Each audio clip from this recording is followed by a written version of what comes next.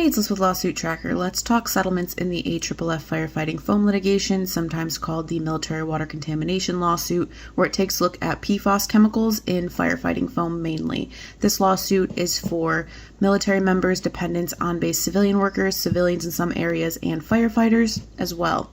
The injuries in this litigation are liver cancer, kidney cancer, testicular cancer, thyroid disease, and ulcerative colitis. We are right now in part 2, which is the personal injury phase.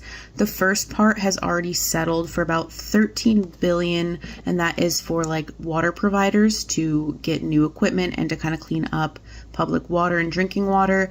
I believe there are still some cases that are ongoing with that.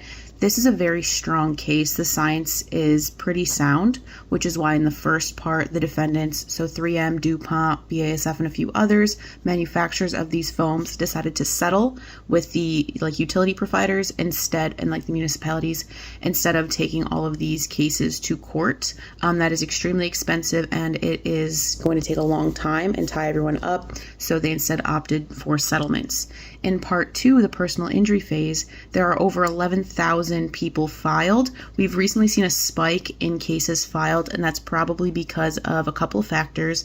Number 1, statute of limitations, and number 2, it's looking like this is moving towards a potential settlement payout, so lawyers are urging people, if they have valid claims, to get in and get filed right away. There are different estimates on how much the settlement ranges might be. With these types of cases, it's an MDL or a multi-district litigation, so like a group lawsuit, but it's different than a class action because you don't split the settlements evenly amongst thousands of people. With an MDL, all of the cases remain individual personal injury lawsuits, consolidated to one court for efficiency, but each person's case is viewed independently. So if you, for example, God forbid, have kidney cancer and they removed a kidney, but someone else had kidney cancer and they didn't lose an organ, that could likely vary the settlement ranges for the same injury, let alone with this case, because there are different injuries, there's going to be different levels. Typically they use like a point system, kind of when they break down how much they're going to pay for which injury or which experiences. Some people have medical bills. Some people had to take off work. There is, of course, if you have been traumatized by this, there's a lot of different factors. So tier 1, quote unquote, cases, some people are ranging anywhere from $200,000 to $600,000 a person. Tier 2 cases maybe in the 100 to 200 level, and then some cases maybe less than $75,000, maybe $50,000.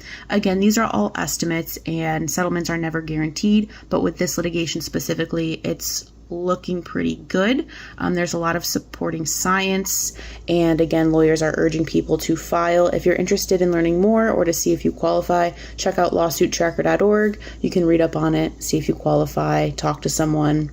But this is a very interesting case, and most people agree that we think it's probably going to go to settlements, and if it doesn't, then the trials are scheduled to start in October.